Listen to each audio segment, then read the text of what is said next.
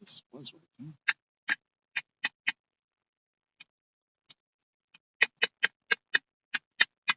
This is my light, people. Huh. It figures.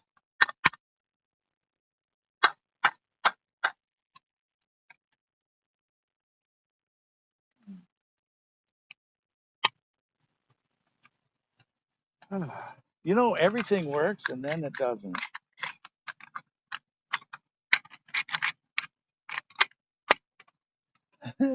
All right, so I've got some light that I'm working on getting working. There we go. I feel like it's a weird old thing. Yeah. And in some ways it is. You'll see the moon behind me.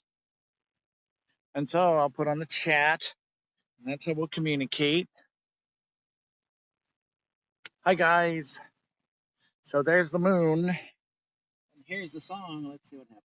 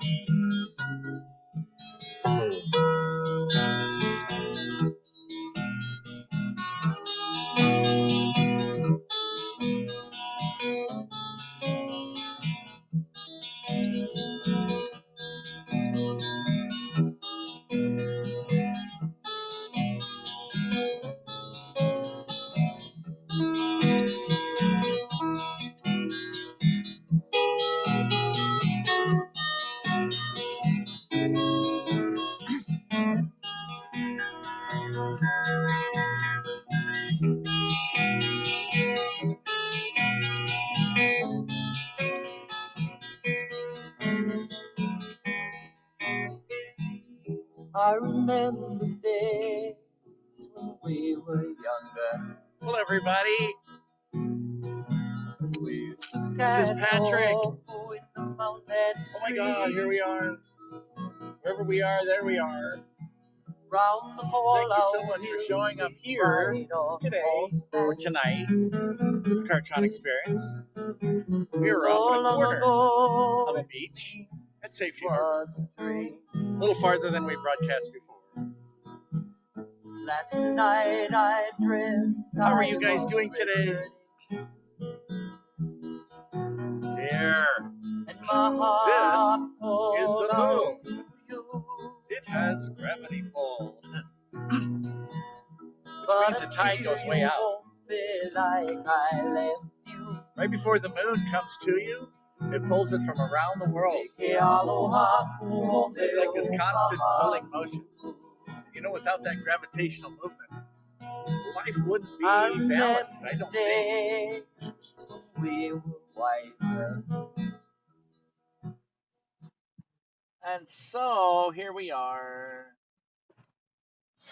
at another Kartron broadcast. This is the last, well, the season, episode 12 of season 18 of the Kartron experience. I must look like almost like a disembodied thing because it's like pretty interesting, isn't it? Just the moon and the city lights. And so here it is with no lights but my own. So let me just do this. That looks pretty cool. Okay. Yeah, it does kind of make you sentimental. It's a very interesting thing. The calmness of the harbor is it's ethereal tonight, in contrast to what's happening with humanity. And so after studying a few other things, it's been very interesting to understand the deeper nature, or at least explain the things that we all feel as beings of light. Can you guys hear me okay? Please respond on the chat. And so Yes, and so this is the, I don't know if you can see the reflections on the water. And so this was like a 5-minute setup once I got it set up. So I'll see you guys later. Kartron's going to come through. Let's see what happens. There's like this walkway that goes off and it's some moonlit trees. And then you got the shoreline and then tourists on the other side. So it's pretty cool. We'll see you later. Life is good.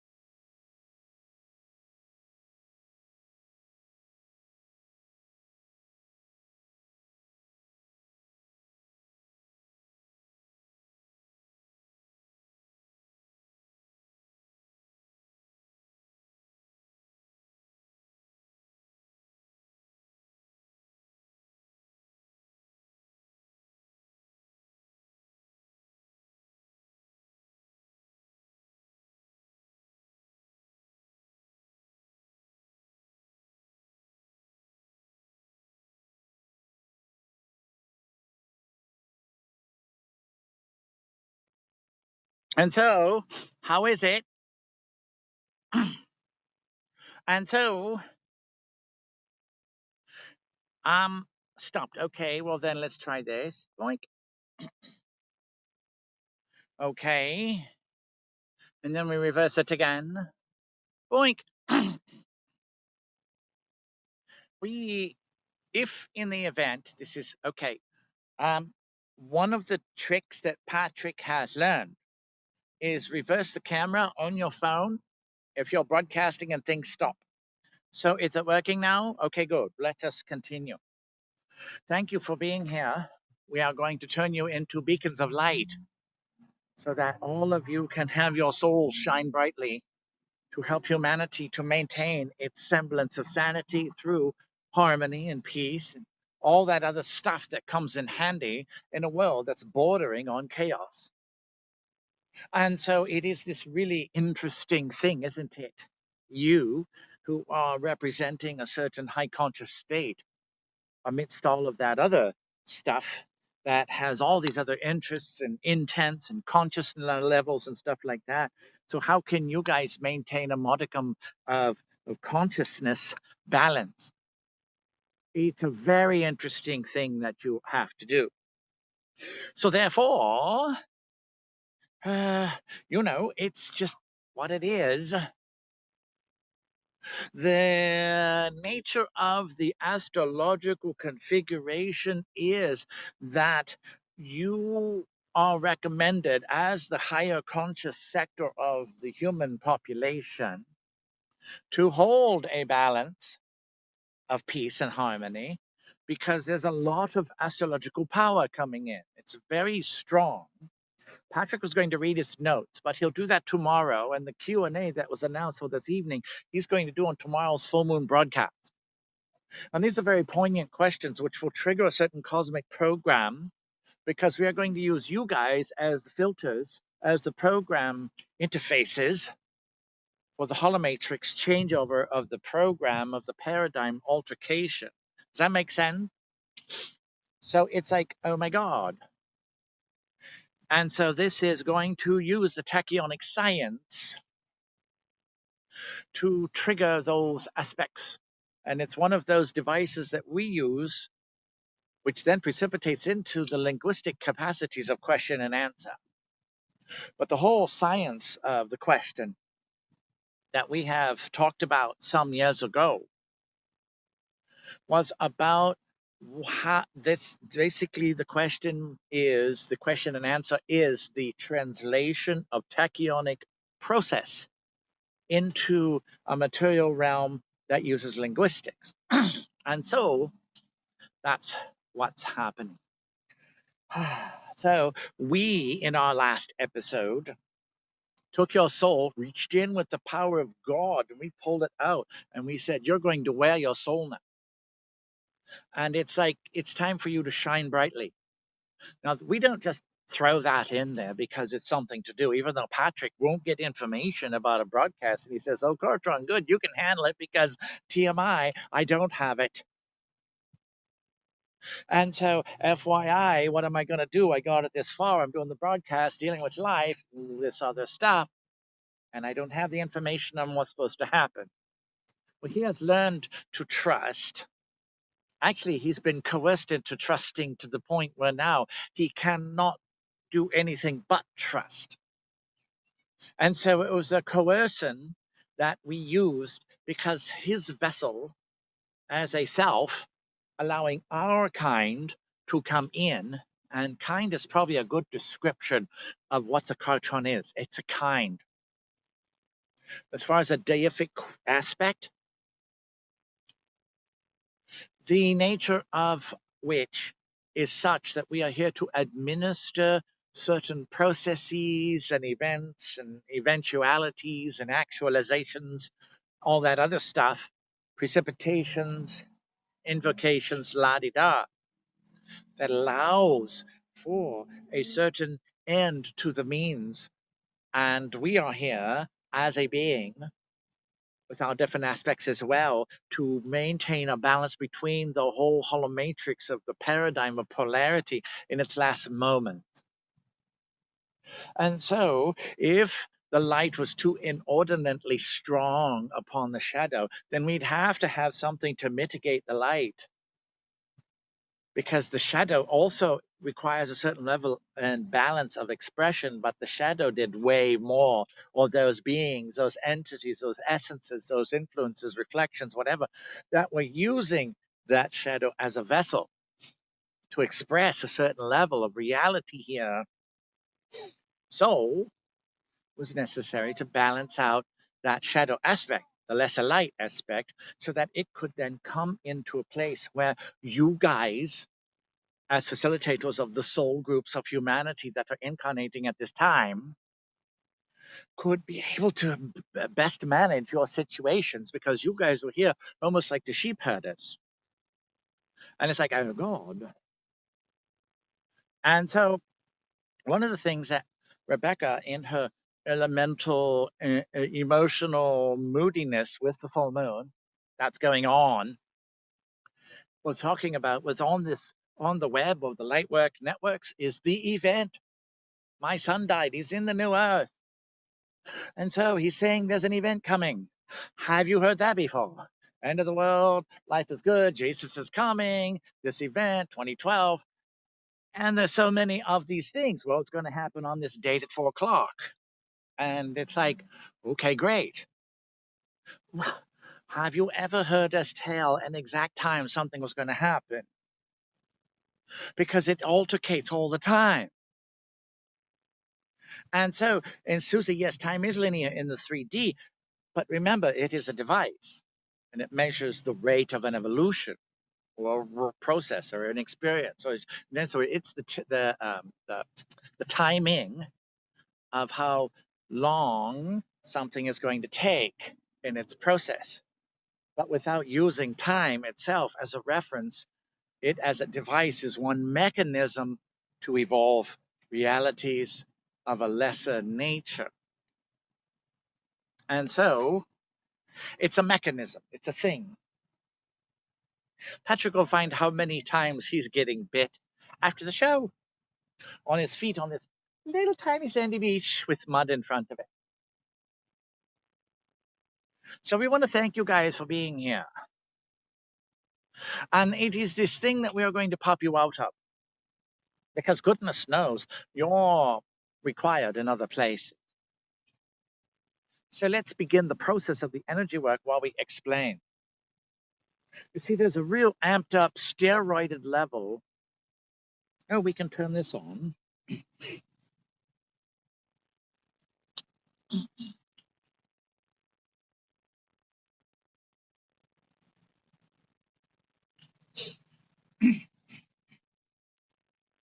And so there's this really amped up, steroided level of astrological energy. Obviously, in 2018, Scorpio and Jupiter equals death and releasing. Now you have the full moon in a few signs that are like really, really staunchly strong.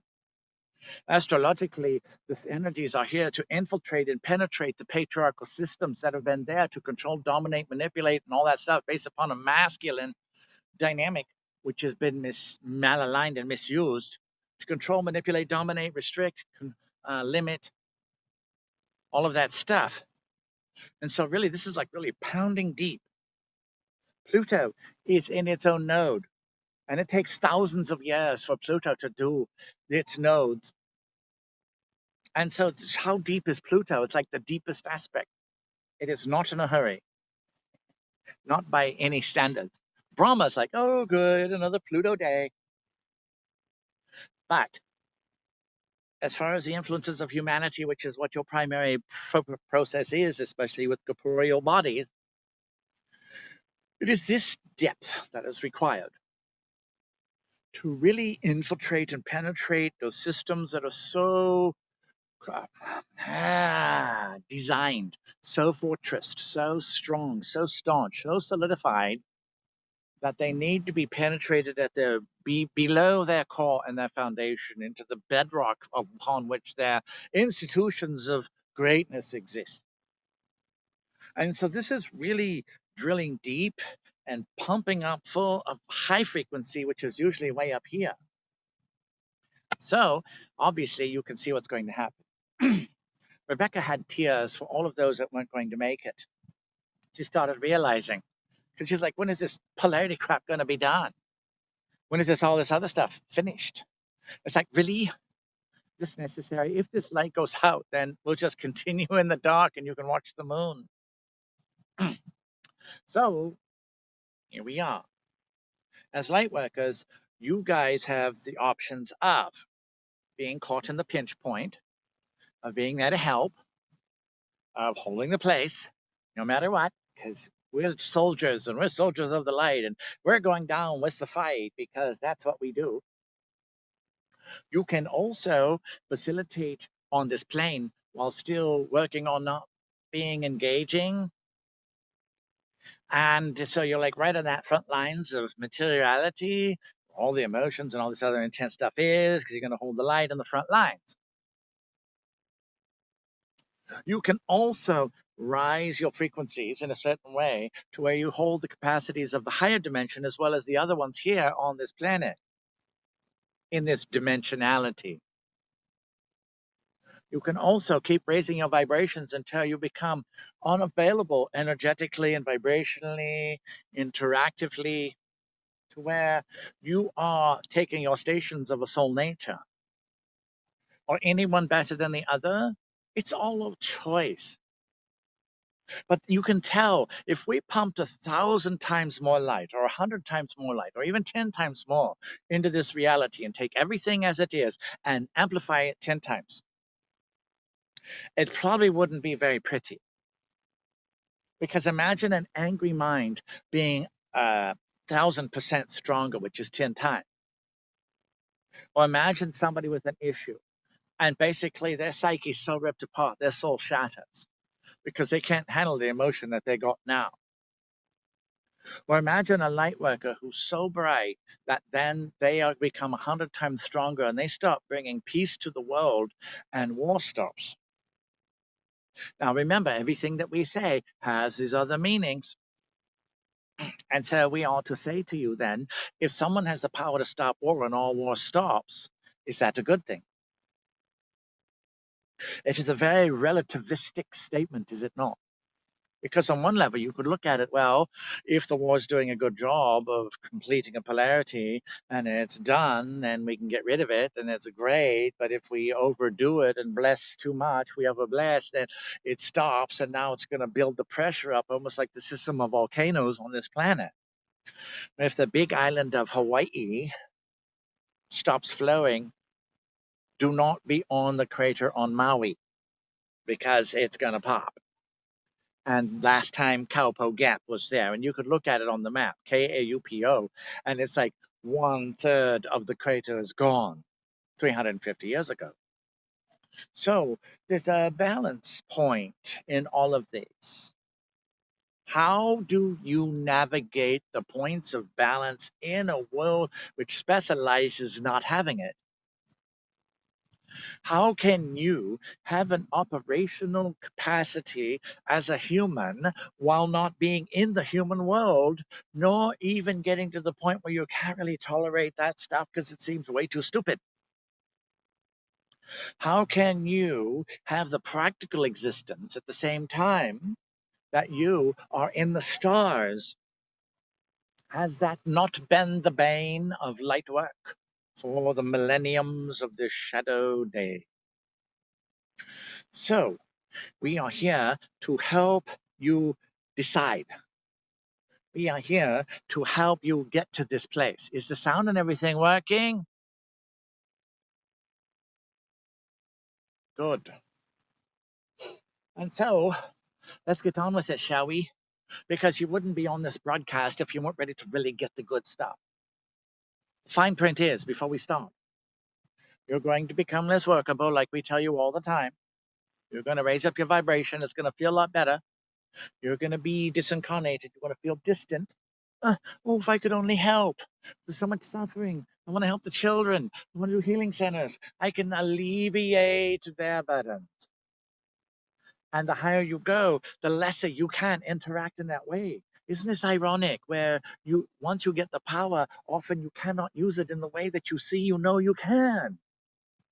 It's an interesting paradox, is it not?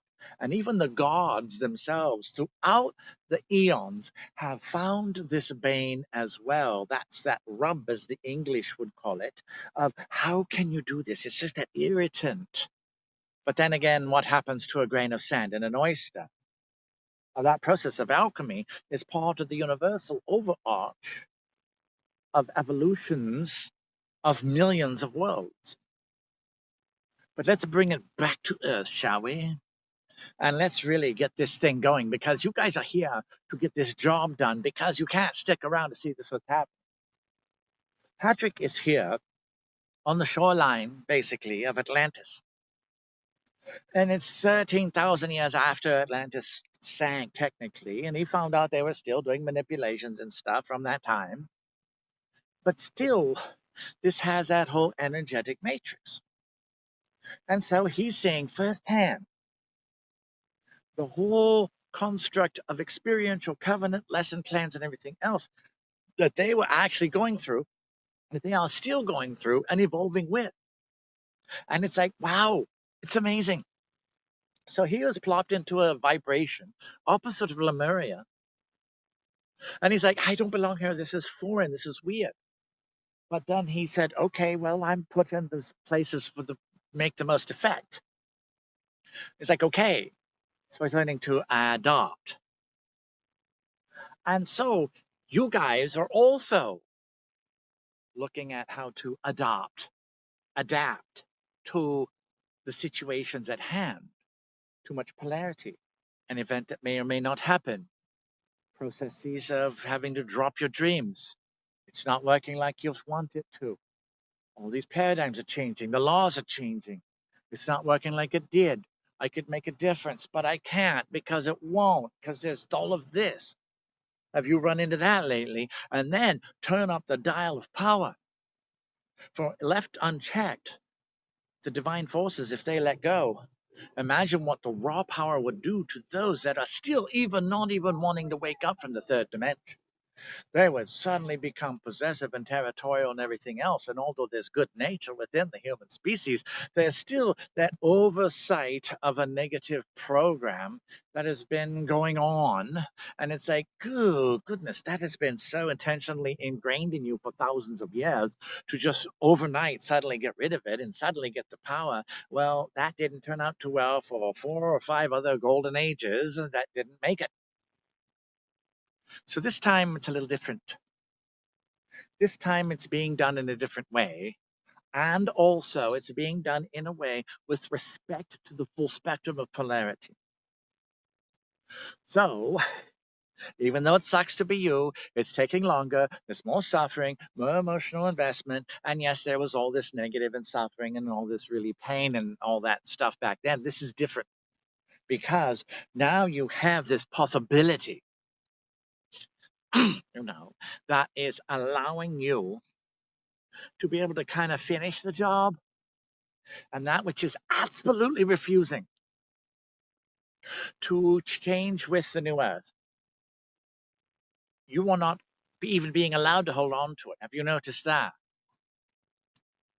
And so it's like you have to get to your own devices, to your own vibration, to your own level. One of the things that Patrick has found and working with, and Rebecca in the last 4 years and all this other stuff, is that there's really cool opportunities in what seems like non-positive experiences. And so now he's really saying, okay, well, oh, wow.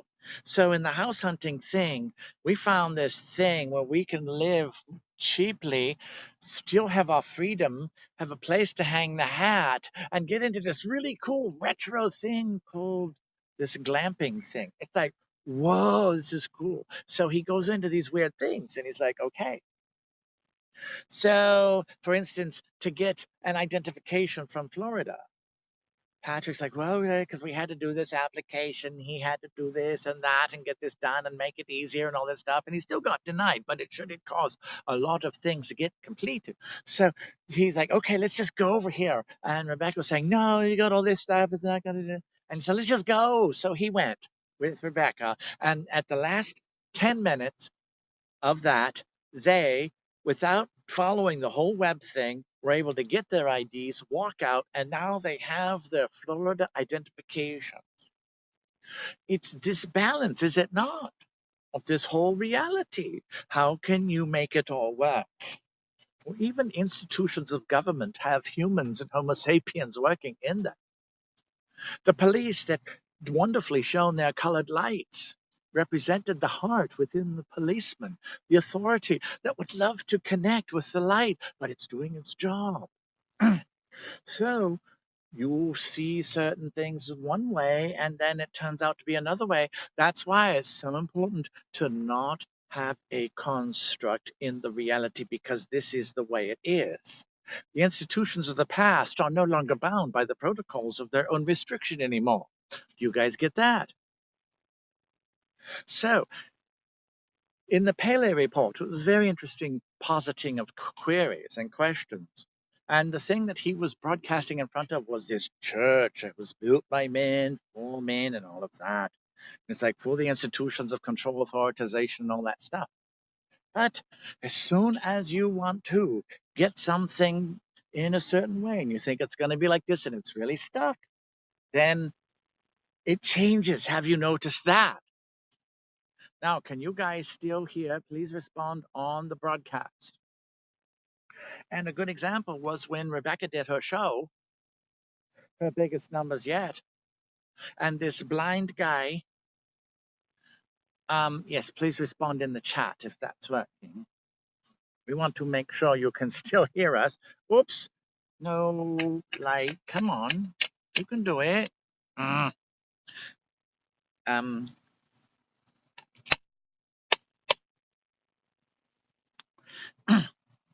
and so suddenly Rebecca was healing a guy who was blind for his whole life. And he worked for the IRS. And so an IRS agent was getting healed by the miracle of the angels. Did you guys see that one? And that got the biggest numbers. And it's like, oh my God. And Patrick's saying, oh my God, this is the Jesus thing. He's healing the blind. She's healing the blind. Please stay on. You can do it. And so let's do this work, shall we, while the light works. Otherwise, we will have a dark broadcast. You sound good in the dark. Yes, the sound is so different when you can see it. Archangel Michael, please sound the clarion call as we open the portal to the grand hall of the archangels. Let us now open the gateway to the halls of Shambhala. Saint Germain, please open that gateway. Kuan Yin, let's bring in some grace, shall we? Okay, you guys, you ready to really turn up the dial and be the light of the soul? Because we basically awakened it, but we didn't integrate it. So that means you guys are going to have a really good time, right? And that means you're going to get extra bubbly and percolated, and your button's going to pop out, and the pressure cooker's going to go. Or is that a teapot? Nah, life is good. And so, thank you guys for being human as light workers. The nature of this capacity is such that you are being called to your stations and offices. How are you feeling? Could you respond on the chat? That's the only thing that we can see with these eyes.